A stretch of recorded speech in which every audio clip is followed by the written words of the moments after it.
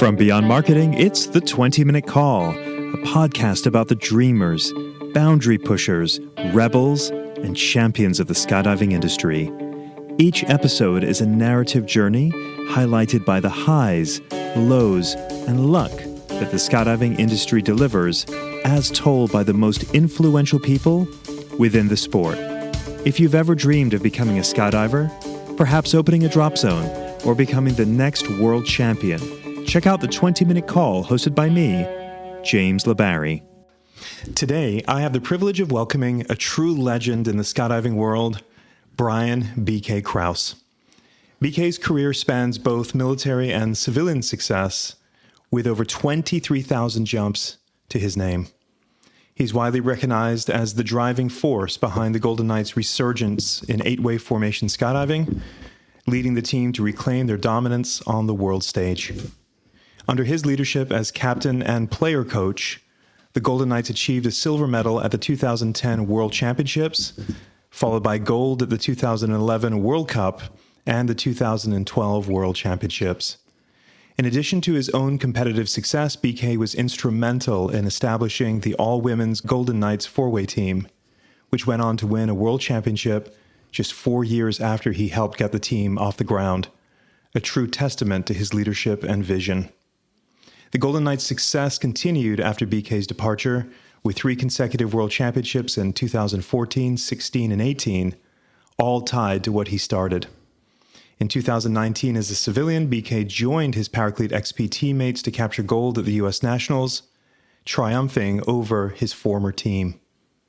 In 2022, BK added another World Championship title to his legacy with XP8. With such an incredible journey, it's an absolute honor to introduce Brian BK Krause to the 20-Minute Call. Thanks, James. You made me tear up there a little bit. Yeah? I think one thing might not be correct, though. Okay. So the women's team, they won in 2016. I think you said 14 in there, but I think it was 2016 is when they won at Skydive Chicago. Yeah, they got second place, I believe, in 2014 in Czech Republic. I think so. Okay. But, well, I'll check the history and probably re-record that intro. I want to make that right. We'll see. You said it makes you tear up. Does it really? Yeah, man. It's like a lot of memories in there, with all sorts of different people. Like when you really think back, like I had this peer group of friends, this peer group, this piece of the Army, this piece of the civilian world, and you think of the people that you've been around, what they did for you at that time to help. And maybe it's not just you, what they did to help the team. But as people cycle in and out of teams that are part of it, they're like, hey, that guy left a gift, this person left a gift, this person left something. And it was all for the betterment of each individual team. Does that make sense? Yeah, it does. So, my first question that I had for you was, what does it mean to you to have been a member of a team that represents the best of the best? I'm really not sure how to answer that, it's incredible to be part of, everybody that aspires to be on the top, and, as an individual, that pushes you to try to over-excel, like what you can personally do. Man, it's been crazy. It's been an honor, to be with the people that I've been with and, how people have personally inspired me to be better. I think that's the short of it. I don't have a long answer for that. That's a tough question. It's such a storied fraternity. You and I were both recently at the Skydiving Museum and Hall of Fame event in Chicago a couple weeks ago. Yeah. And at the event, they called for all the U.S. Army Golden Knights to come to the stage. And you look up at that stage and go, whew. As I say that, I get goosebumps. Yeah. The character, the level of character, the pride, the excellence, this incredible brotherhood. It's got to be, it's a fraternity that if you're not in it, you wish you were part of that. Yeah, man. Like when you're up there, like just being up there with all those people, you're just like, hey, brothers, sisters, it was interesting. Nick Hemlin was at my house yesterday. He stopped by my house and we were just talking. He talked about airspeeds. This was a great year for them, of course, winning the World Meet, the 30-year anniversary of airspeed. And we kind of talked about and we say it on the Golden Knights a lot, standing on the backs of giants, right? So all these people that you see, you can see gray hair, no hair, young guys that stood up there, the current team guys. Everybody stands on each other's back, in order to keep the dream moving. I think it's the same for airspeed as the Golden Knights, that you're just like, wow, these guys gave me this opportunity to do this. And then these guys took that opportunity and they passed it down the generations. That's probably the most unique thing about, I can say the Golden Knights and, airspeed as well, of what they're doing. And now XP's in the mix. Right, so XP is giving these opportunities for people that goes with the Golden Knights, with the airspeed format. I can't wait to see what they're going to do down the road because they're really into the sport and pushing it. And the only way to push the sport is to support the sport. So the Golden Knights have their support from the Army. Airspeed, of course, with the Hills, and now the D'Annunzio family. Keeping the sport alive. Talking about the Hall of Fame, I talked to Sean Hill, out there. I was like, man, I'm glad you guys are, helping, with the competitions, with the support, because without that, it'll kind of die off. 100%. So we're starting with where we are today. Take me back. Your early years, I don't even know where you're actually from. Where are you from, and what were you like as a kid? I grew up in Pennsylvania, just regular life. So I went to college, and that didn't work out for me too well. I partied way more than I went to school, and I actually got kicked out of school. And so they let me come back on academic probation. And when I went to see my guidance counselor, this lady, she's like, hey, you need to join ROTC. And I was like, what? I don't have any plans on joining the Army. And she said, well, if you put forth the effort there, you'll get a good grade that will help you, keep your overall grades up. And I was like, all right, I'll give it a shot, because my parents were extremely upset at me wasting all their money and in my performance at school. And man, my grade point average was under 1. It was like I could have just stayed home and got the same grades. And this was at Penn State. So I joined ROTC. Well, before you get there, is any members of your family part of the military? My dad was in the Army. Yeah, I was actually born in Germany. And my dad was in the Army then, so I lived in Germany as a child. My brother and sister aren't, there's not many. I think my grandfather, one of my grandfathers was in the military. Yeah, so I just never had the Army on my horizon. And sorry, before we leave sort of you, young BK here. All right.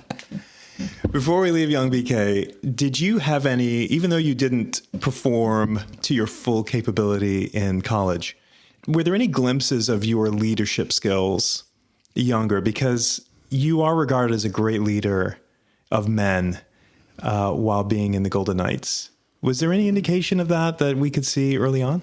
No, I don't think so. I think I was more of a follower, to be honest. I would just be like, hey, what these guys are doing looks fun to me. Let me get on board. So, yeah, I think I was more of a follower as a kid. But that kind of put me to my grade point average that I was talking about, maybe being too good of a follower. So anyhow, I joined ROTC. I went, and I was like, well, this is pretty fun, And I had a professor of military science, and he was a role model. He was like somebody that you could look up to. And I didn't really know anything about the military at this time. I was like, you know what? I'm going to join the reserves, join the Army Reserves.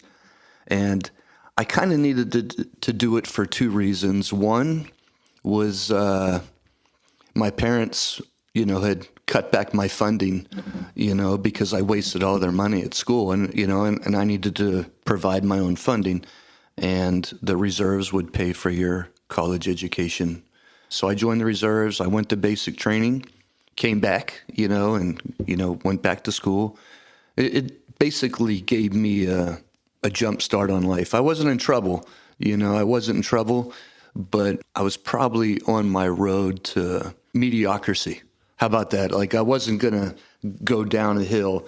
I was never going to get the full potential of maybe what I was capable of doing and hanging with the same people that I had hung with previously.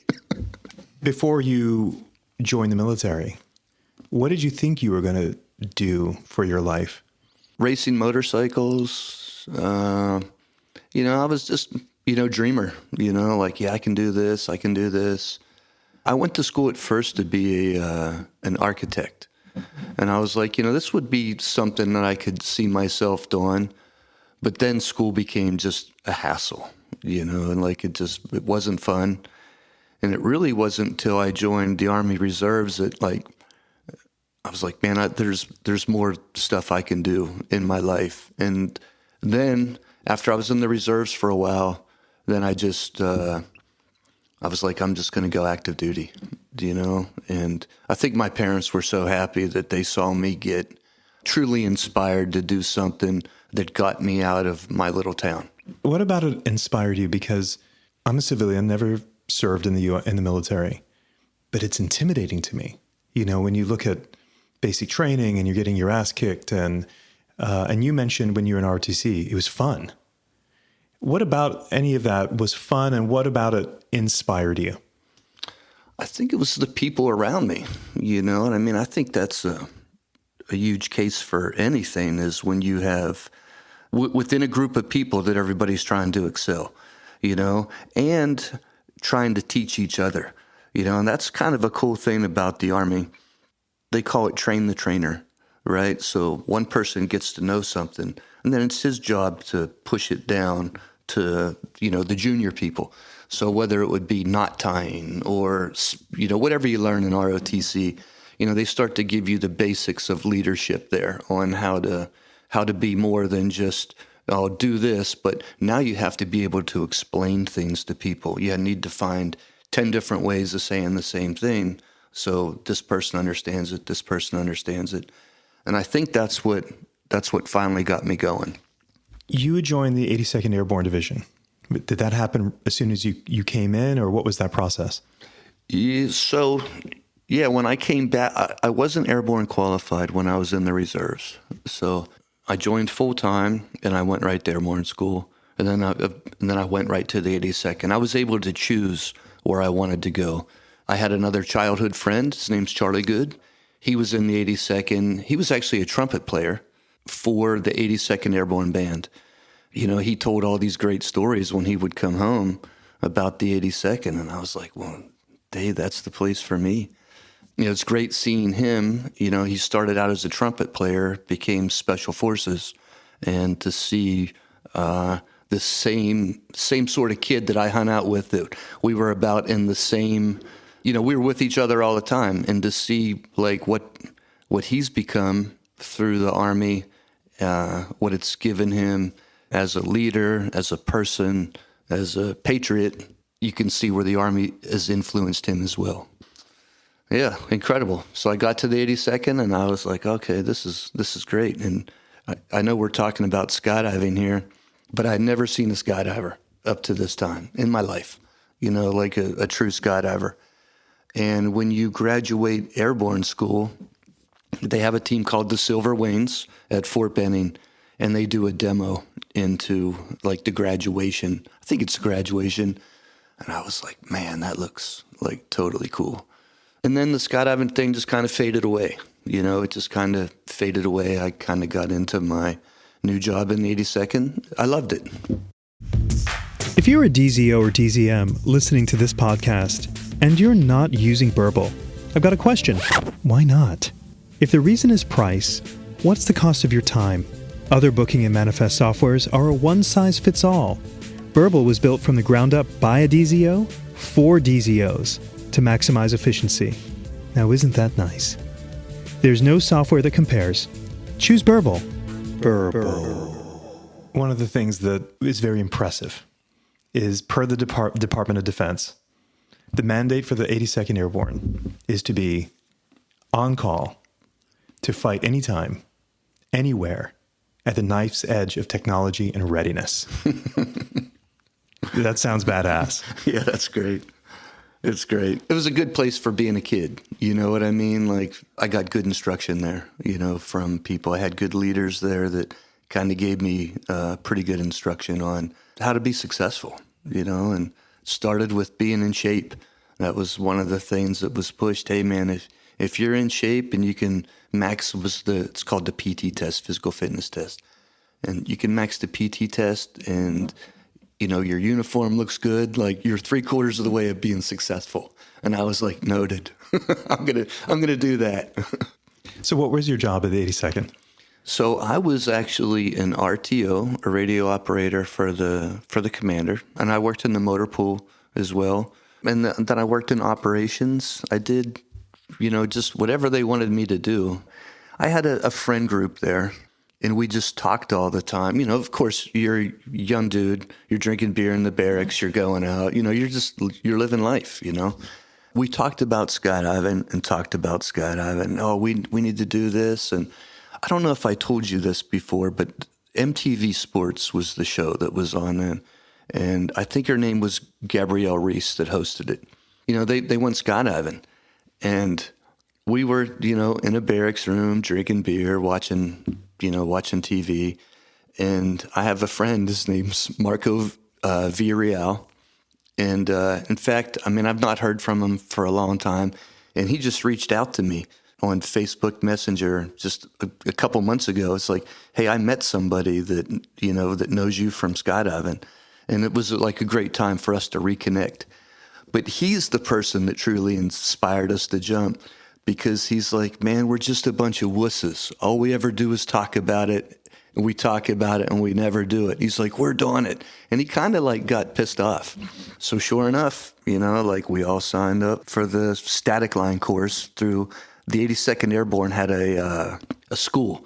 It was a club. And they had discounted jumps, but it was all static line. They also had a team. The 82nd Airborne had their own free fall team. And that was a volunteer team. There was, I think, one or two full-time rigger and a full-time, NCOIC, a guy in charge. I just went out and started learning. And I was like, yeah, this is great. I'd found a calling through skydiving. As the story goes, you would eventually join the Golden Knights, but it was no easy ride. You tried out for the Golden Knights 3 times. Yeah.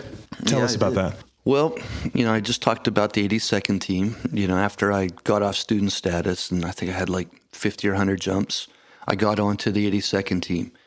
They teach you the basics, right? So it was a farm team for the Golden Knights because there was did you meet Arvo Schultz this weekend, right? Yeah. So Arvo Schultz was a Golden Knight, but he would come out on his own time and watch the 82nd team and give them accuracy, because it's all about accuracy when you're trying out for the team, hey, I can land on target, I'm safe, I can do this. And Arvel would volunteer his weekend time, as a former Golden Knight. He was still in the Army, but he wanted to make sure that he was still a giving member going into to help the guys that wanted to try out for the Golden Knights. So whatever Arvel said, you would listen to. So I think I had maybe 200 jumps. You have to put in an application, and it's like a full app, it's like a job interview, like a resume, right? They ask you all these questions. You have to answer it. You have to list military references. So you as a soldier, right? What's his good qualities, right? The same as you would list people on an interview. You want people that are going to say good stuff about you. And then you also have to list skydiving references. And then you get accepted, or you get a letter that says, try next year, maybe get more experience or whatever. So I went to tryouts, and, it's a gut buster a little bit, a lot of physical, a lot of mental, because you're trying to do your best. It was like, man, I had no idea really what I was doing. I'm just like, I'm here. I really didn't know a whole lot about how the organization worked. They used to have these real heavy mats for packing mats. Like, they were almost like cargo, like tarps, but not like the thin plastic ones, like stuff a tent would be made of, like a tent from like the 1940s. And we went to load it in the bus one day because you're racing everything. And it was falling out, and I grabbed it, and I just pulled my shoulder out, my shoulder dislocated. And I was like, oh no, man, I'm going home. And so, yeah, off I went. I was dropped. That's like a long year to wait to try out again, right? That's like, you're like, oh my God, this is like September, and I have 12 more months to go back. What am I going to do to make myself successful in these 12 months, And I'm like, okay, well, I'm back into my regular job, what I did before. I got promoted at that time, so I made sergeant, that's a pretty big feat when you're in the Army. That's like your first big feat is to make sergeant. It's more responsibility, more pay, which everybody likes. And I'm just like, I'm going to immerse myself back in work and skydiving, And so I started getting some, what'd I get? Maybe my static line instructor rating, so I could do more, on the weekends. And I had a pretty good boss, a first sergeant, that he would give me the time off for the 82nd team because that was, again, volunteer work. But sometimes, you would go away for 3 or 4 days, and that's not an easy thing to do in the Army, believe it or not. When it's like a different command, so you have to have people like that are there to help you to like let you leave work for 4 days to go away someplace for a demo. And I had a really good first sergeant, and he supported me as long as I did my job. He told me, he's like, hey, you do your job, you do it well, I'll always support you. And I was like, deal. Next 12 months, I went back, and by this time I had learned quite a bit about accuracy. Maybe too much. Maybe I was a know-it-all. Not to anybody else, but to myself. And I was really, really steep on the target. This was, I don't know, maybe week 4 or 5 into the tryout program. Man, I should have just given up on the target and flown straight, and just landed off target, taken my bad score for the day. But I got greedy, and I stalled a canopy high. And, man, I hurt myself. And the cadre are like, BK, you're an idiot. Oh, they didn't call me BK then. They're like, Krause, you're an idiot. Why did you do that? And I was like, I don't know. I made a dumb decision, at that time, which cost me another year, right? Another year. I'm like, oh my God, maybe this isn't for me, right? Like, truthfully, like maybe this is a sign that I should pursue like something else. So I left tryouts. So that would have been like October timeframe. I got a call a few months later that they're like, hey, we want you to come to the team, and you can be a support guy. You can be a video guy running the ground air camera for the accuracy team. It was style and accuracy. You know the camera I'm talking about. And you shoot 4-way video for the CISM, the men's and women's CISM teams that they had. And then we'll help you get ready for tryouts again. So let me ask you, why did you get that call? I mean, there are a lot of people trying out for the Golden Knights. A lot of people that didn't make the Golden Knights. But you got the call. Why do you think? I don't know. Maybe people, saw potential in me. I mean, that's what I would hope, That's the only thing I can really say is, that would be my hope that somebody saw that I was passionate about, like, what I did. But with that, I came back and I did my job. I ran the accuracy camera. I shot video. And there's days I didn't jump at all, And I was just like, hey, man, like, I'm paying my dues. I'll do whatever to get another shot at going back.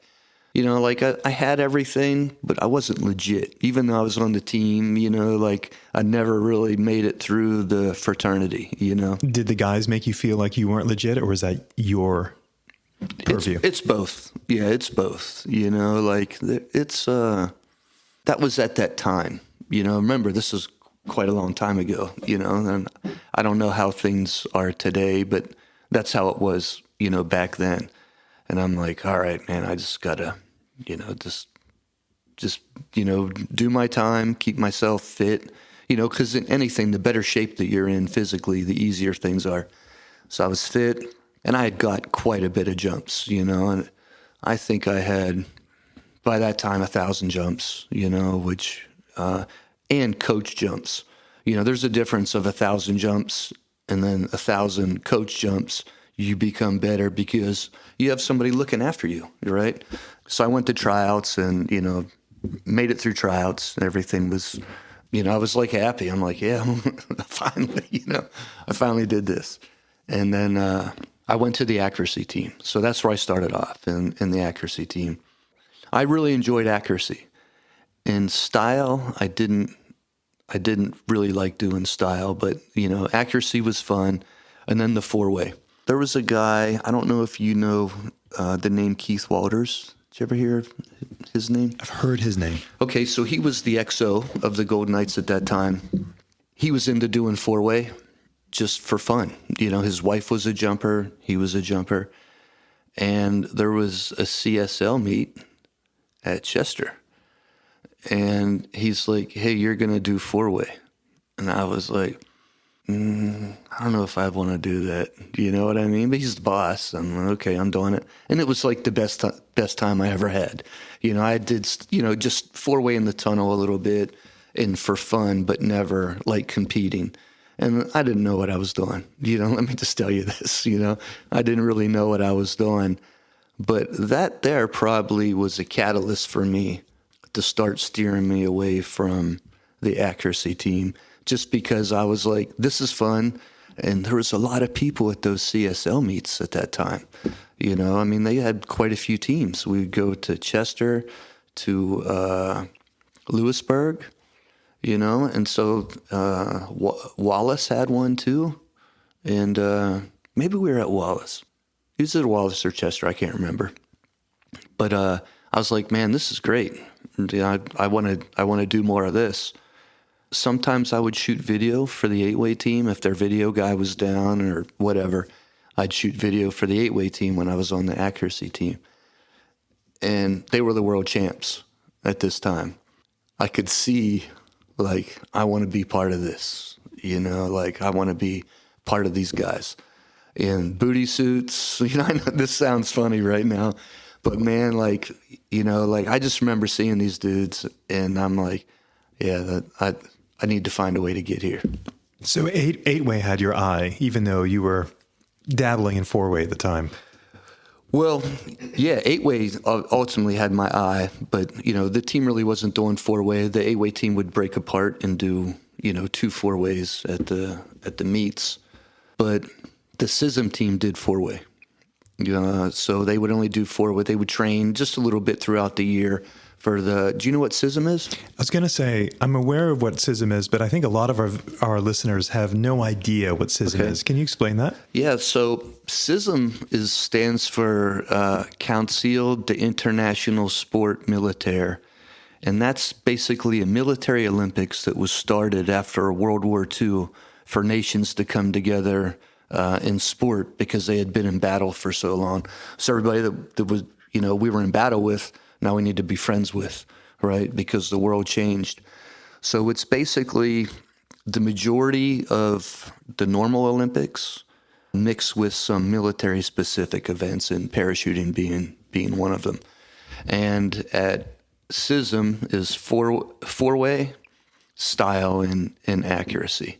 So, you know, so I just had a little bit of taste of 4-way, and sometimes on the accuracy team, if somebody wasn't, you know, available to jump, or who knows, they'd be like, hey, by this time my name was BK, like, hey, BK, you're in. But there were 2 Brians on the team, a guy named Brian Smith and me, and so, you know, they would be like Brian, and we'd both be like, huh, or what? And they're like, all right, your brain and your BK. And I was like, oh, okay, that's my name. I'll answer to it. I'm happy to be here. I'm trying to think. This was in I think it was the end of 2000. Yeah, end of 2000. The Golden Knights had switched, the 8-way team had switched to 4-way. And so now we had 2 4-way teams. And there was an experienced team, and that was Talbert, Kurt Eisenbarger, John Hoover, and Eric Heinsheimer. So they were the experienced team. And then we had the B team.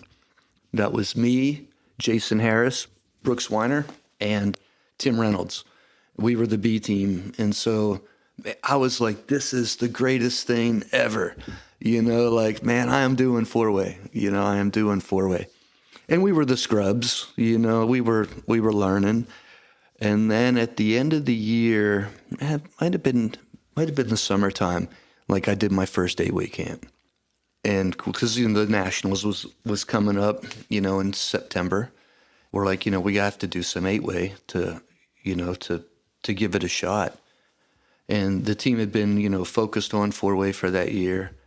It was just great. It was great. I'm like, man, I'm doing 4-way. I'm at the Nationals, but granted, we were doing maybe like, I don't know, a 12 average, but it was like the greatest thing in the world to me. So, and then, doing 8-way, I was like, this is great. This is even better, because it's everything that I watched on all the Golden Knight videos that were put out every year. The guys would make an end of year video, and those videos were just copied from one VCR. You heard that, right? It would go from one VCR to another, making copies, and people would wear those things out watching those. And so now I was like, man, I'm in it, right? I'm doing everything I've seen on these videos, not at that same level, but I was still doing it. And I was like, this is awesome.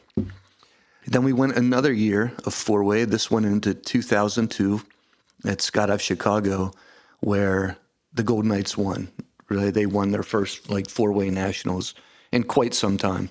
But my team was in 4th place, and Tony Thacker was the meet director for that meet. And it was Golden Knights, Gold Team, that was the A team.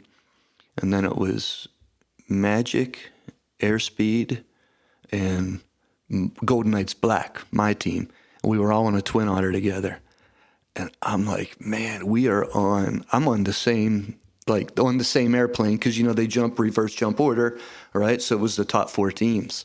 And I remember Tony Thacker, and if he would ever listen to this, he'll remember it. He called it a Golden Knight sandwich because the 2 other teams were in between us.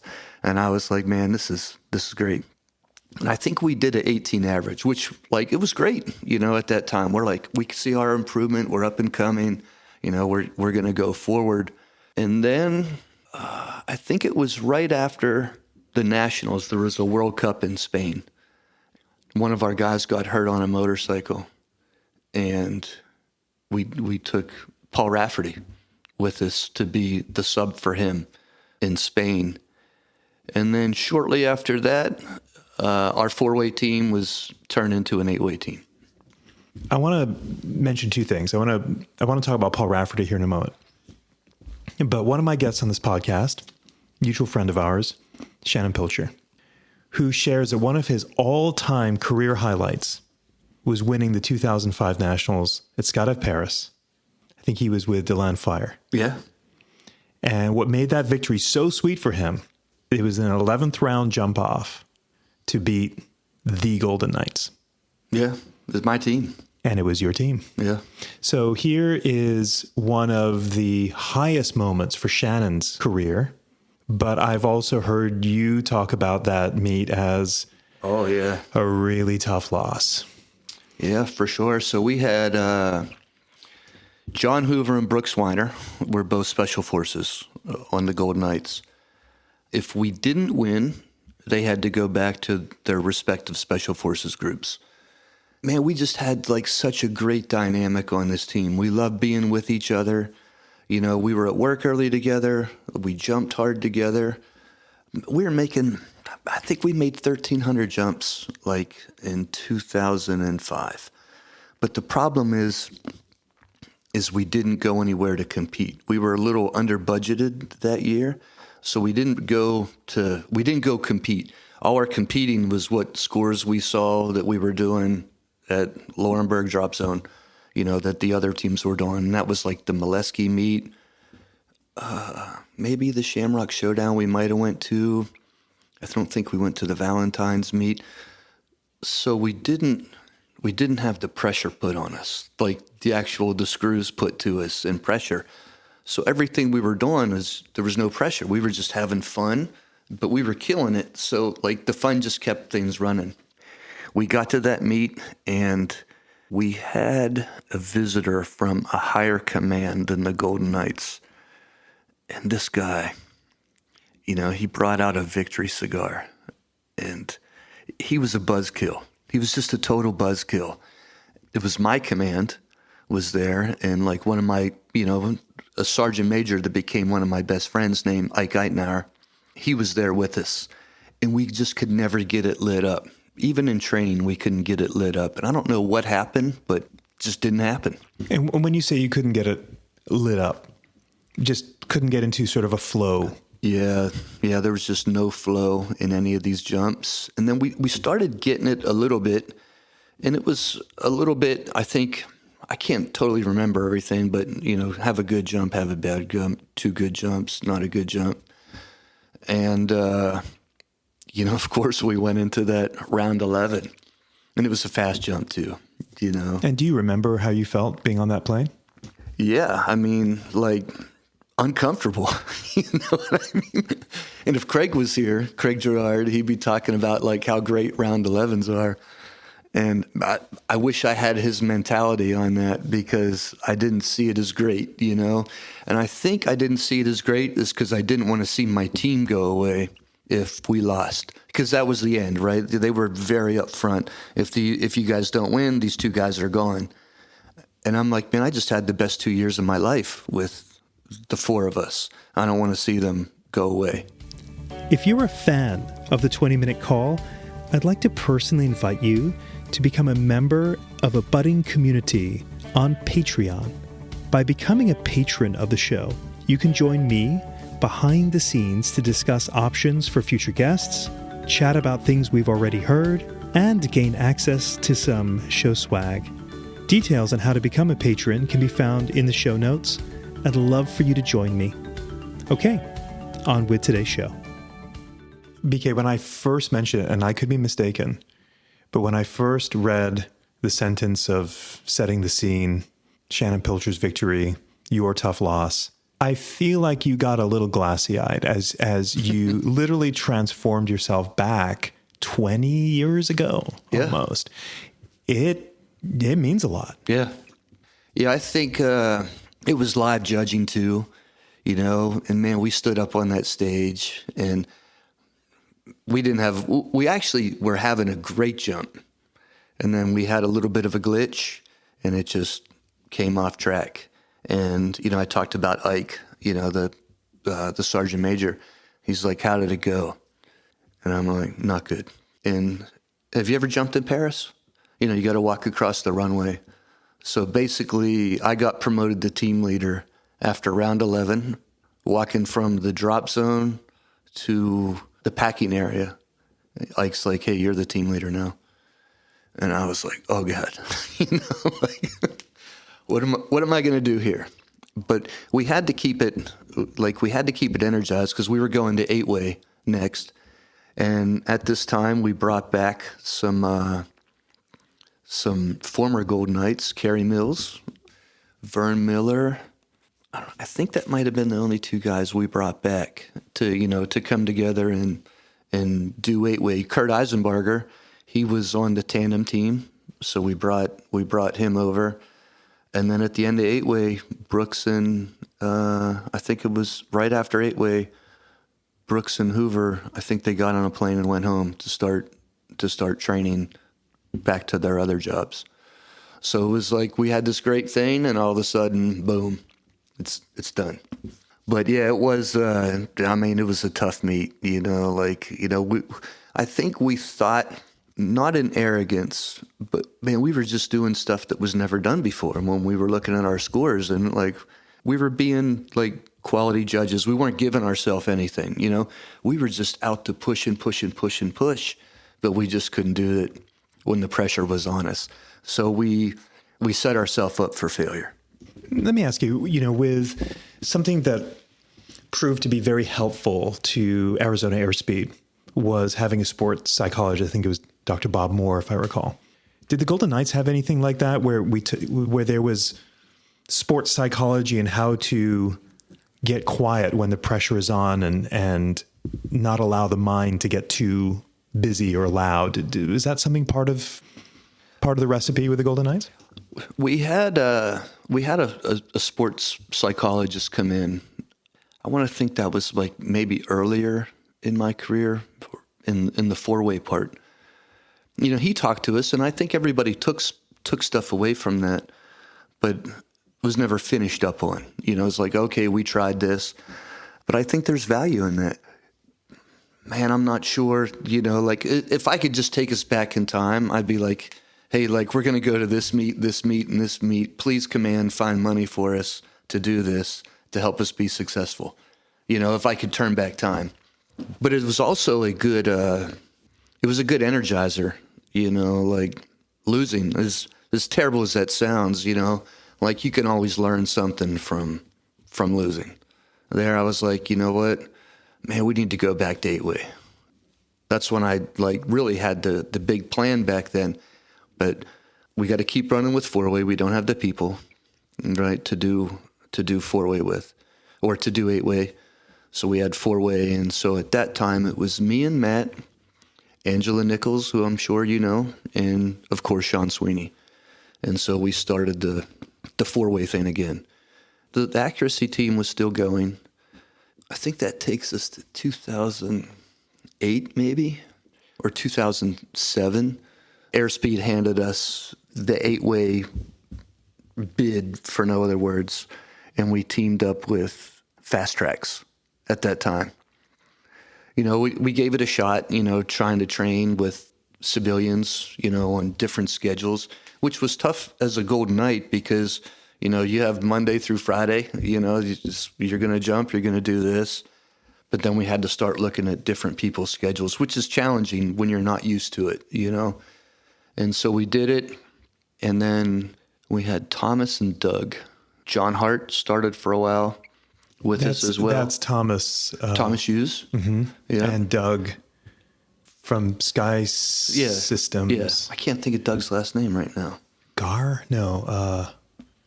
I'll think of it. We'll come back to that. Yeah, so we went to France, and, we got second place. As the French, that was a machine. They had the 8-way machine during this time. So Thomas knows this story, and but Thomas swooped the crowd at the meet, and I had my commander, and of course this gentleman Ike I was talking about was there, as our command. But they also had a higher command with us, and his name was John Fenzel. I think it was then. But Thomas swooped the crowd, and I got a yellow card. I got told that what you guys did was unsafe. And I was like, yeah, you're probably right. I had never seen a yellow card given, basically, at a skydiving competition. He's like, this is your warning, From that meet is where I got the people to build the Golden Knights in 2009 from that. They said, my command's like, hey, let's do whatever we have to do to give him bodies to get a quote, a Golden Knight team together. And it was, I'm like, okay, I have this team. Now what am I going to do? So let's fast forward to 2009, or excuse me, 2010. You guys go to the World Meet in Russia, if I'm not mistaken. Yep. And it's a close battle. You guys have a 1-point lead through 7 rounds, and then lose the next 3 rounds to lose the meet. Yeah. This was like these new guys did their first world meet. Again, the French, I mean, the machine. And nobody could believe we were up, but people were starting to believe.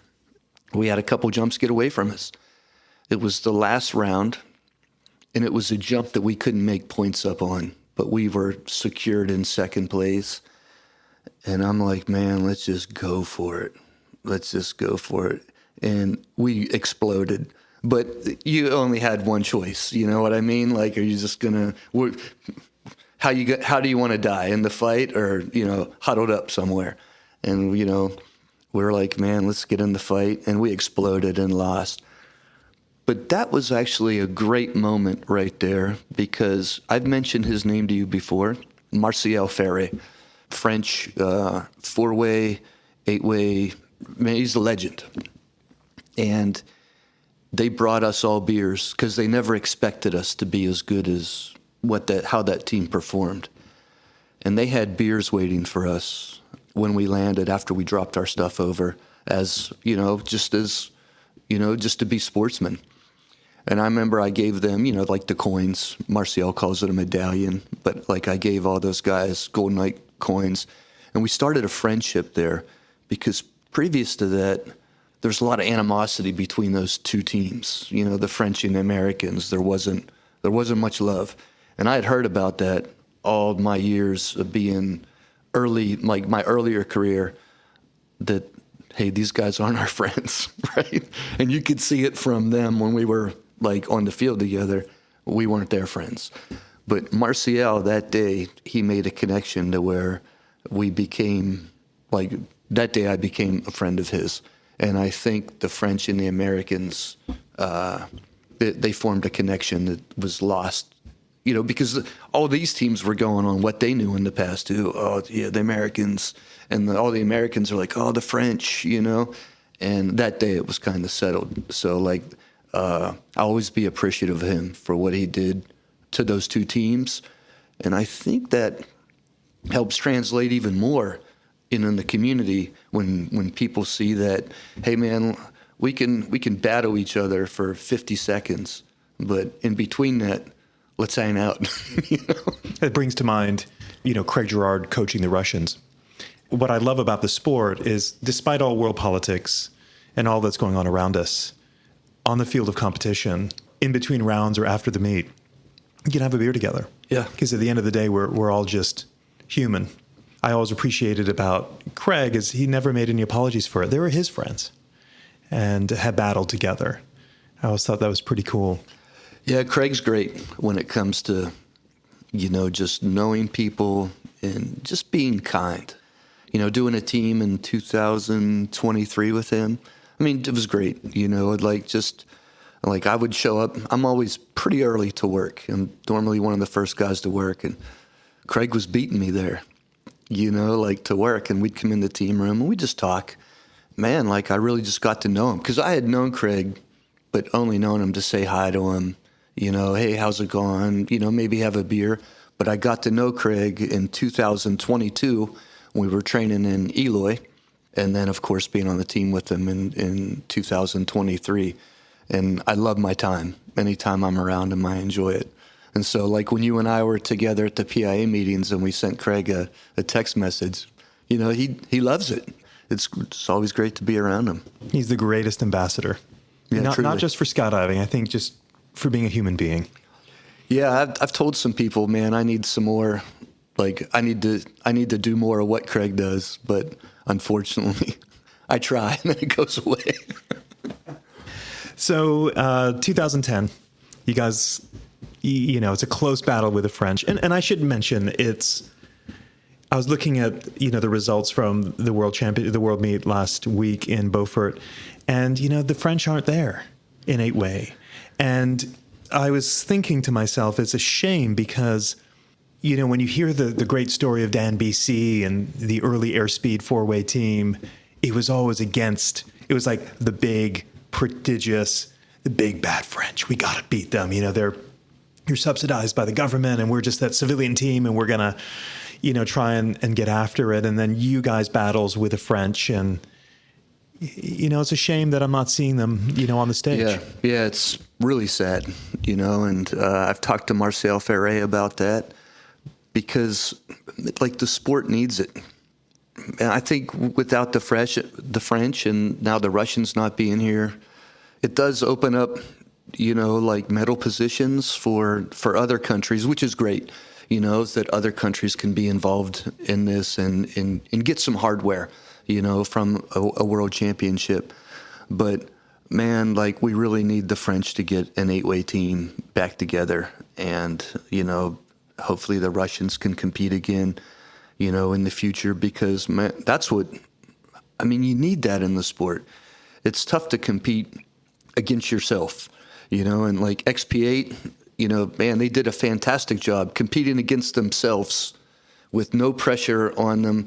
All their pressure was made by themselves to perform at the level that they did, at the World Championships last week. And man, I tip my hat to them, because that would be challenging for me, to do what they did without somebody breathing on me. What does it mean to you, having been in this arena and have been part of the previous record of a 23.9 average in 8-way? I wasn't part of that record, though. I know you weren't, but I think you were on the team that had the highest points in a round, if I'm not mistaken, prior to this last meet. No. Well, let's scratch that from the record. No, it's incredible. I watched the guys train this year, and they had, limited training. Everybody cared. You could see everybody cared. Everybody wanted to do. I heard them talking, watching videos. That's the machine now. XP8's the machine, and they've done a good job of moving people in, moving people out, and keeping the level, or increasing the level. So, I watched from home. You just like, oh my God, yeah, go guys, go. And I saw like the round 9, and I didn't even talk about it. I knew it was fast, and I didn't want to, everybody talks about fast rounds and they get hyped up. And I didn't even mention it to them, because I was, texting with Kirk, talked to John. I knew they had done the round, and I'm like, hey, John, what'd you get on it? He's like, I think a 37. And I was like, yeah, I'm in my office at home, I'm just like, this is awesome. So, yeah, good for them, man. I'm so happy for them to be able to do that. Let's talk about you again. Coming back to it, 2010, you guys come down to the wire. 2011 is a World Cup year. You guys take gold there. So it's like, all right, we're here now. Yeah. We've arrived. Yeah. But 2012, I'd like for you to share, because anyone I've spoken with that was at that meet, which was in Dubai, which is like the Super Bowl of sky. I mean, it was just so over the top in terms of, what we're used to in skydiving. You guys were total rock stars, but what a place to win gold. I'll say no more. Reflect on that particular World Championships. Yeah, it was incredible. From the time we got there, I'd never been to Dubai before, but from the time we arrived, and, we stayed in a hotel that your ears popped when you went up the elevator to it, the Marina Towers. I was like, oh my God, this is crazy. I had seen fruits and vegetables that I had never seen in my life. I'm going to be honest with you, like at the food tent. And so we were trying to train. This is actually a super cool story. We were trying to train, and weather came in, and it rained there. And then it was windy, and they stopped all jumps on the Palm. And I'm like, man, we need some jumps. We need some jumps. And I was like, hey, Craig, can you help me get some taxis out to the desert campus? I think that's what they call it. It's the other drop zone. And he's like, I got you, man. And he made some phone calls, some cabs picked us up. And we took the 8-way team and the women's team, and off we went out to Skydive Dubai. We made some training jumps. We just needed some jumps, together, just to feel good.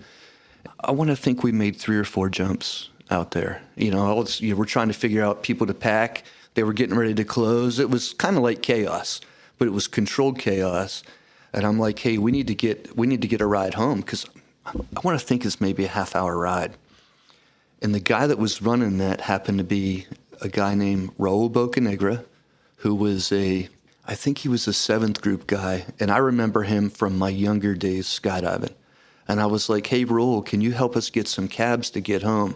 He's like, I got something better than that. Get on the Otter. And they loaded the 8-way team and the women's team on the Otter.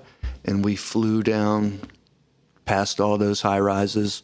And we landed at Skydive Dubai, that little tiny little runway they have. We landed on that thing. And the drop zone was empty because they had canceled it, except for, I think, the French team was out there. And we came walking off the Otter, and people are like, you guys shouldn't have done that.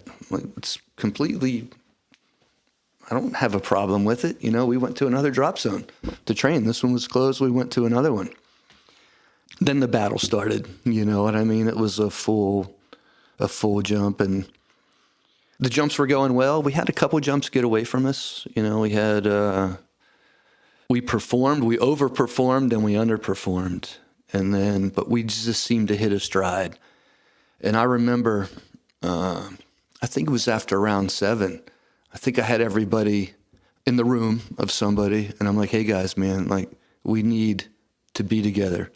Right? Like, I need to win this for myself and for you guys. Like, man, we have to win this.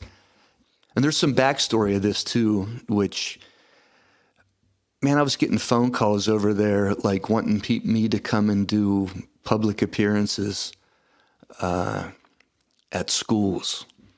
I'm like, guys, I can't do this. Like, I'm at a Super Bowl right now, like exactly what you said.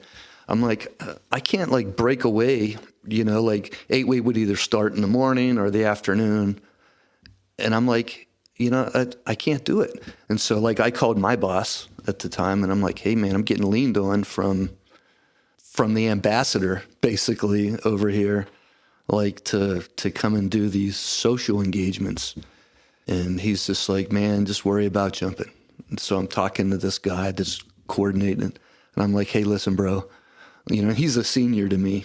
I'm like, I'm getting ready to retire. Man, my paperwork is turned in, right? Like, I have to win this for me and for my team, right? But everything has to happen now. I am not going to be at this social engagement. Like, do you understand me, right? And, he didn't really want to hear it, but I think he understood. We get through the meet, and literally we had just won, and the dudes dump a cooler on me. I get the cooler treatment. And this U.S. ambassador pulls in with his entourage. So all of a sudden, like, we're in celebration mode, and now we have to go back into gold night mode, because that's what you have to do, right? That's your job. And I'm like, hey, thank you guys so much for waiting till the end to come out, and let's get it on. Let's talk to all these people. And it was actually cool because they brought a whole bunch of like kids out to see us. So it made it nice for that. But at the same time, it was a little bit of a buzzkill, to be honest with you. You're like, you just want to just be around your people. And then all the other competitors, like that want to high five you, right? That's a big part. I love high fiving somebody when they win, like, hey man, great job. But nobody could really come around us because all of a sudden this guy's there with this entourage. So they're like, hey, we want to host you on, it was like Dubai TV, like Sports Center or something like that. And all of a sudden it was going to be me, and then the ambassador had to be part of it. I ended up just letting him take it because all the other guys were at the zero gravity bar. I was like, hey guys, like, go to the bar. Like, that's what we do, right? The meet's over. Like, everybody's been wound up. Now it's time to unwind. So everybody went over there, and the ambassador went on stage, and I was able to kind of get out of there and link up with everybody. And, Talbert and Pat Thomas were waiting, with a cold one for me over there, which was, just so thankful for that, Yeah, it was incredible. Yeah, incredible. And I was like, man, this is my last meet. And then we went up and we did a cross swords picture because Airspeed had won. The Gold Knights, won. And then they were going to do some photo ops, to get some nice pictures with, the scenery. And then I stepped out. I was like, hey, I'm done, and Drew went in to make because he was, the camera guy. and he stepped out, and got in. So, now he's in Jesse, to be, that's the new team. I'm a has-been now. This podcast is sponsored by Beyond Marketing, the digital marketing agency for the skydiving industry. Now, I'm not a fan of lots of ads during a podcast. I mean, who likes ads? So I'll stop talking about how marvelously wonderful Beyond Marketing is.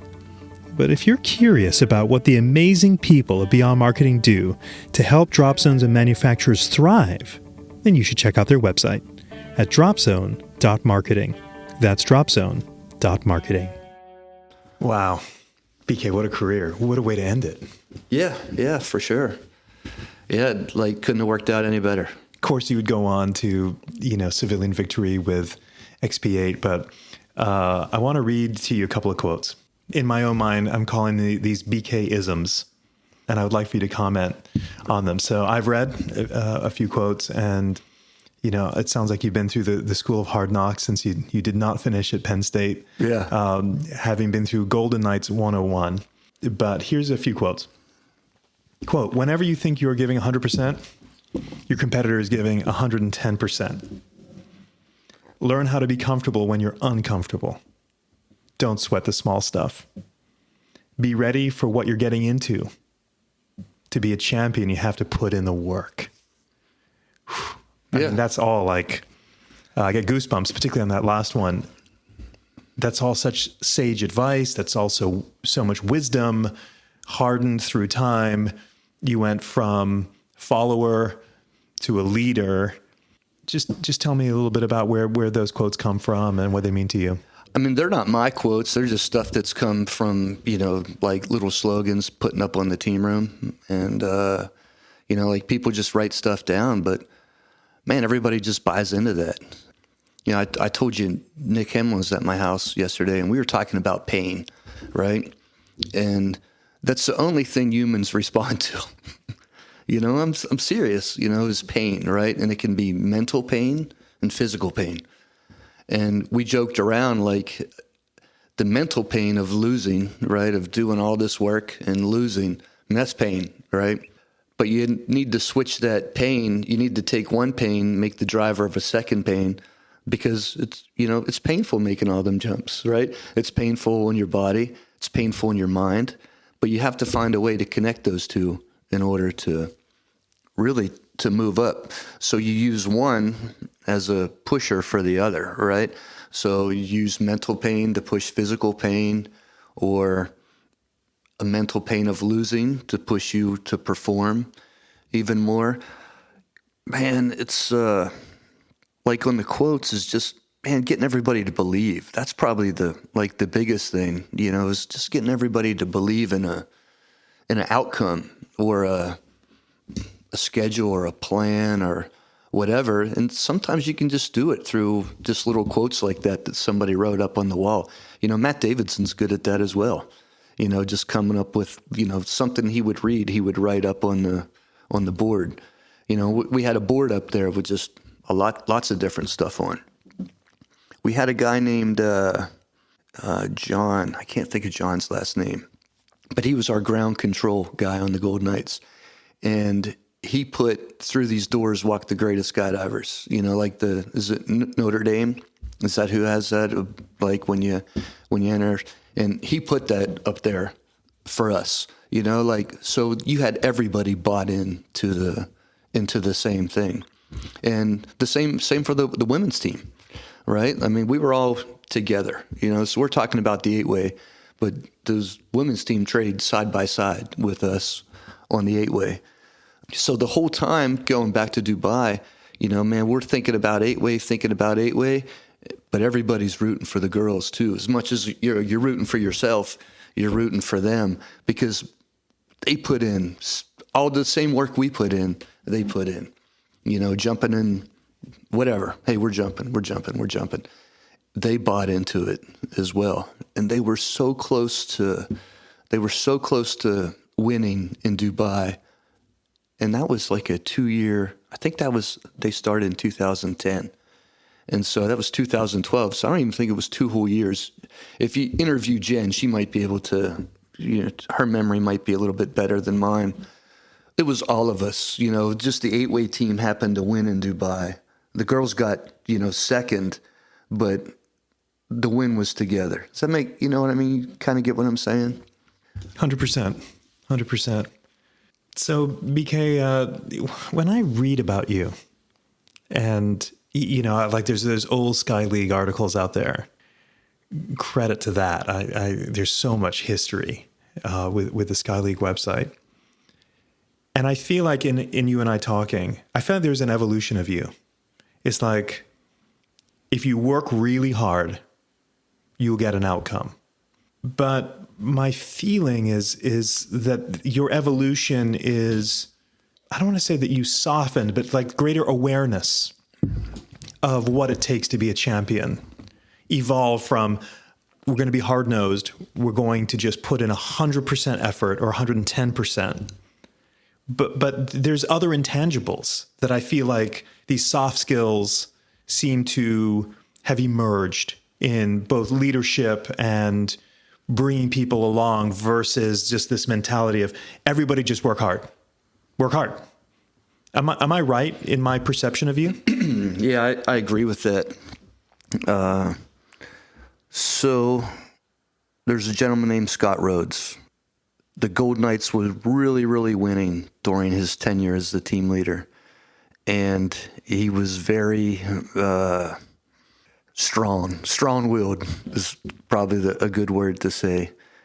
And so, I took on his persona because I knew what he did worked for him at that time with the Gold Knights. And I'm like, well, if it worked for him, and it was hard work, right? Everything you just said, him being a strong person, I took that persona on. And I was like, that's the only thing that I knew. You know what I mean? I'm like, man, it worked for him. It's got to work for me. And so I just took it on, and I was just hard. And that was like the first couple years. And then I was able to soften up a little bit, as the last 2 years, right? And I kind of gave the team up to Sean Sweeney in 2012 and let him try to start running more of the show, through the training, the scheduling and all that, because he was going to take the team when I left. So I have to train him to not, just me be out the door. Hey, good luck. I definitely started to get softer, but it really wasn't until I started with Kirk. If I could go back in time, I wouldn't have done a lot of the things that I did maybe 2009, 10, and 11. If I could go back in time after a couple years that I spent with Kirk on team. What was your takeaway from Kirk?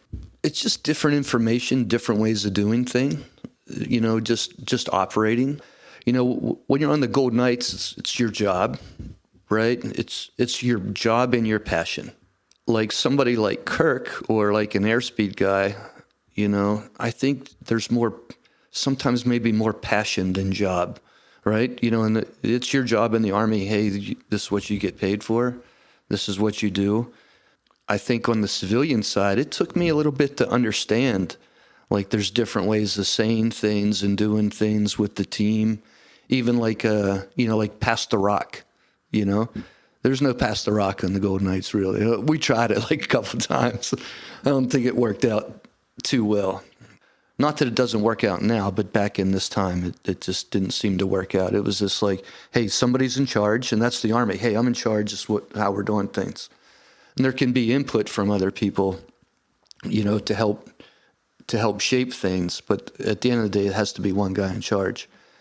Whereas on a civilian team, they rotate leadership positions. Hey, you're the leader for this camp. You're the leader for this camp. And then, you become you go from leader one week to follower the next. And I think there's a lot of benefit of that, because maybe that person that's going to be the leader next week has seen some stuff from the last camp that he wants to change or she wants to change. I would have done more of that if I could go back in time. Something that you've noted that was profound to you was a visit, I'm thinking roughly 5 years ago to Nepal. You were doing high altitude testing, I think, out there. Can you share what that experience was for you in Nepal and why it was so profound for you? Yeah, like probably one of the most awesome things I've ever got to do. I think, I'm just like work, kind of what you had mentioned earlier, hard work. But I think that has you stressed out, like you might not know it, but you're stressed out. Man, you have to walk into, you fly into one airport, then you got to walk for a couple of days. And this was right after a earthquake. And so when I went over there, I took a bunch of kids' clothes with me. I was walking up this trail. You saw all these people. And I'll be honest, man, they didn't really have material things in life, right? But they had a kindness about them and like a happiness about them. And I'm like, man, I have all this, fancy stuff, fancy cars, and I'm working, like crazy to, that stuff's not free. You have to pay for it. And I'm like, maybe I'm missing something here, and I'm a high-strung dude to start with, there's no doubt about that. But I'm like, man, I learned something there about like the importance of things, just being with these guys. At the end, we got all this clothing given to us, and I gave all my clothes away to include all the clothes that I brought with me. And I was like, hey, I could see people. You don't realize people are in trouble until you're around them. You can watch the news or whatever, but you don't realize that people are in trouble a little bit till you see things. And I gave like all my clothes away, even dirty clothes. They're like, oh yeah, we'll take them. And I was like, man, this was good for me, right? So that was in November. And funny enough, I find myself in Nepal again like the following May, right? 5 months later. Same thing. I took a bunch of clothes, like kids' clothes. And I had met a guy over there the first time, and he was a young guy. He was a guide, right? He wasn't a Sherpa. He's just a guide that kind of gets you in there. And his wife was pregnant. So I went and bought like some baby clothes, and, my wife embroidered them up, with hearts and stuff on them. And I took them, because he was super, just a great guy. You want to do things nice for people. And the same thing. And people remembered me the second time from, they're like, oh yeah, I remember this dude. And then through some of my associates, I had like a medical kit that was like what a trauma surgeon would probably carry. Not something that I should have, right? But everybody's like, hey, you're going over there. Like, I'm going to help set you up with what you'll need.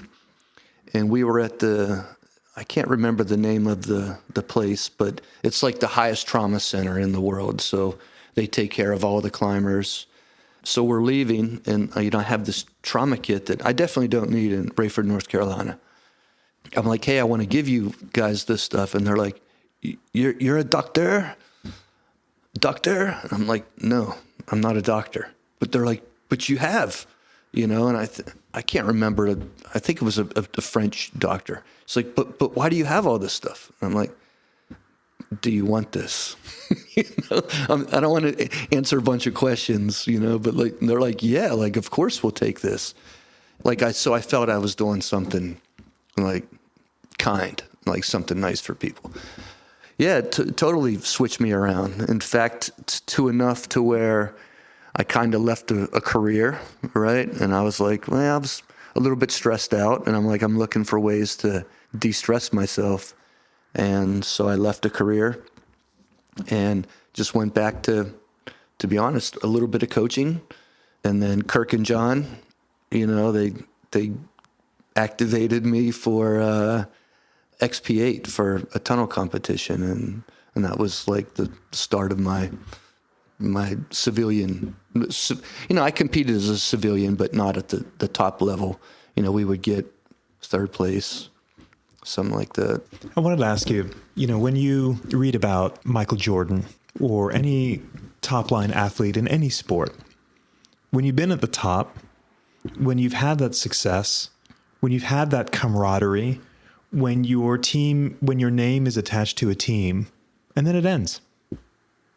And if you've been doing it for a very long time, your identity is kind of tapped into that because you've gone at it full force for such a long time. And then, I mean, it doesn't end. I mean, you're still in skydiving, but you're not competing for the top anymore. It's a new chapter. How have you wrestled with that? Has it been an easy transition for you? Where are you with that? Well, yeah, I mean, I for instance, I watch XP8 scores and I'm kind of like, man, I wish I was in there right now. But man, if you want to play at the top level, you have to be willing to do the work that it takes to stay at the top. And in truth, I wasn't willing to do the work anymore. So that makes it pretty easy for you. You know, of course you can say, I miss it, I would like to be in there.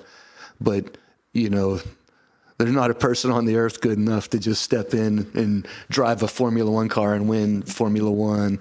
You have to be in it, engaged with 100% in order to be at that level. And I personally didn't want to do the work anymore that it took to be at the top.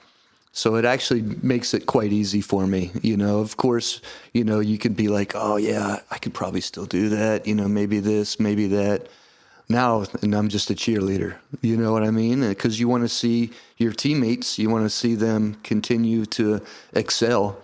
And, you know, so you just root people on, you know, and you're part of the brotherhood, you know, of the organization, whether it's the Gold Knights or whether it's XP8.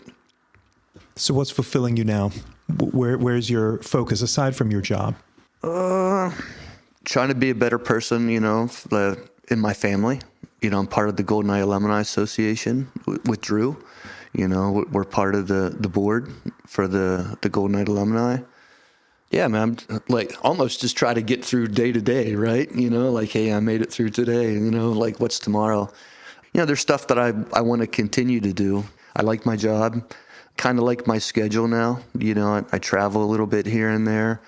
I think it's good for my marriage because my wife's been used to me traveling, you know, for the majority of my life.